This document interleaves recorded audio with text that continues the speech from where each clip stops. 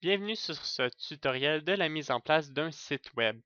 On va voir étape par étape les différents morceaux qui nous permettent de commencer et d'installer un site web et de pouvoir commencer. Je conseille de suivre les étapes dans l'ordre. C'est plus facile pour quelqu'un qui débute. Donc, on va commencer. La première étape va être le nom de domaine. C'est l'adresse qui va permettre de retrouver le site.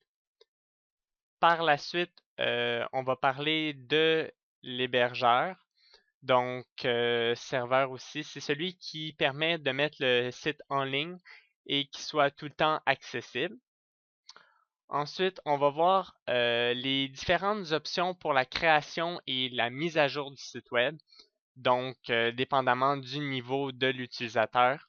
Et finalement, et non le moindre, le contenu, parce que c'est une partie importante d'un site web. Donc, commençons tout de suite par le nom de domaine. Donc, il faut réserver le nom de domaine. Il faut vérifier si le nom est libre et faire la réservation. C'est important de mentionner que ce n'est pas un achat de nom de domaine, mais bien une location pour une période de temps. Je vais y revenir un peu plus tard. Donc, on va tout de suite se retrouver sur le site. Donc, nous voici sur un de ces sites de réservation de nom de domaine. Donc, on va ici chercher le nom de domaine que l'on voudrait, robotiqueboisdeboulogne.com par exemple. C'est important de s'informer parce que chaque site offre d'autres produits en plus de la réservation du nom de domaine, donc ils peuvent fournir l'hébergement aussi, ça peut être intéressant. Donc, présentement, robotiqueboisdeboulogne.com est libre.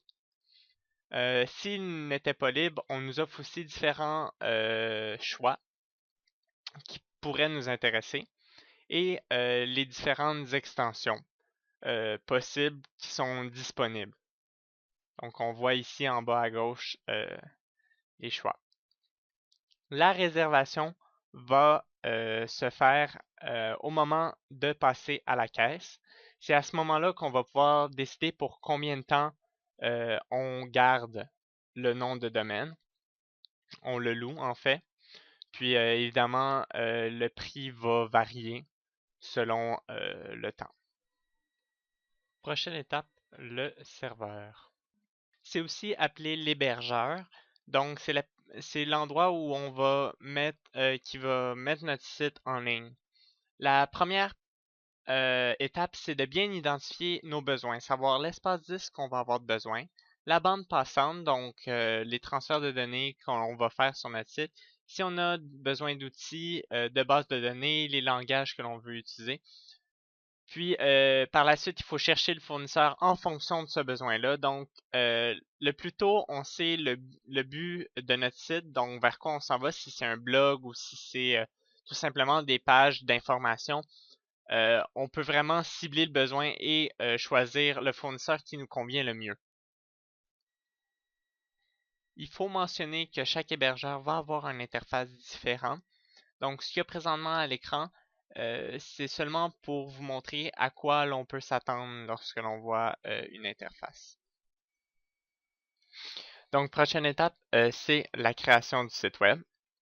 Pour la création du site web, on a plusieurs options, tout dépendamment de nos compétences puis de ce que l'on a envie de faire.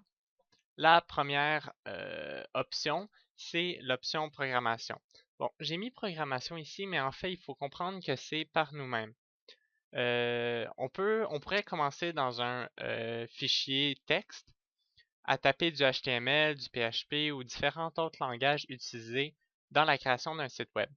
Mais de nos jours, il existe plusieurs outils comme Notepad++ ou des outils développés qui servent à améliorer la productivité. Pour l'option du modèle, on a ici Site Builder qui est une des options. Donc, ce qu'on voit à l'écran, c'est vraiment pour vous montrer à quel point ça peut être simple.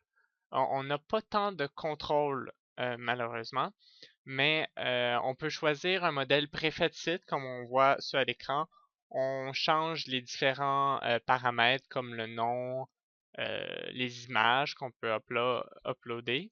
On peut décider d'enlever les pages, tout simplement, de les changer, de les remettre dans l'ordre que l'on veut.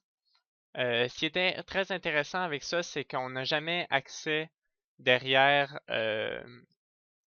au code. Ça se fait tout simplement, tout est déjà préarrangé. On peut bâtir un site qui semble professionnel avec absolument presque rien. Puis ça, c'est une version démo. Donc, on voit ici ce qui peut être changé. Puis ce qui est très intéressant, c'est qu'en très peu de temps, donc ici en moins d'une minute, j'ai réussi à obtenir quelque chose qui semble professionnel et qui peut faire l'affaire dépendamment de c'est quoi le besoin pour le site web. Ensuite, on a l'option de l'hébergeur. L'hébergeur, ce que l'on voit ici, c'est WordPress qui offre euh, quelque chose de complètement gratuit ou de payant qui nous permet d'avoir une adresse de site web qui nous fournissent l'hébergement puis différentes autres options. Ce qui est l'avantage, c'est qu'on n'a pas à chercher un fournisseur pour le serveur, d'installer WordPress, de trouver. Ça nous sauve des étapes. Euh, le seul désavantage, c'est qu'évidemment, c'est très restrictif. Pour faire une comparaison, c'est l'équivalent d'avoir une page Facebook.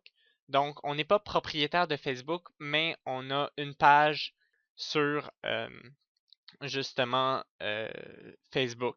Donc, c'est la meilleure comparaison possible. Finalement, on a les outils de gestion de contenu. Dans les plus populaires, il y a Drupal, qui est très puissant, mais qui est un peu plus compliqué pour ceux qui commencent.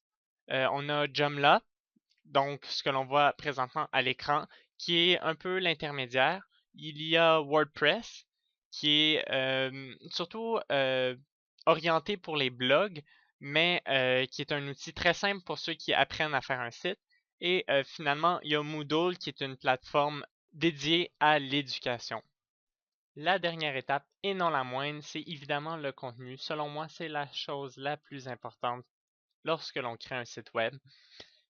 Pour que les usagers, en fait le public, viennent souvent sur votre site, il faut que ce soit un site avec du texte intéressant, des articles, des photos, de la musique, que le site soit ergonomique, que ce soit intéressant, bien présenté, que ce soit simple comme interface, que la personne puisse vraiment passer un bon moment sur le site, puis ait le goût de revenir.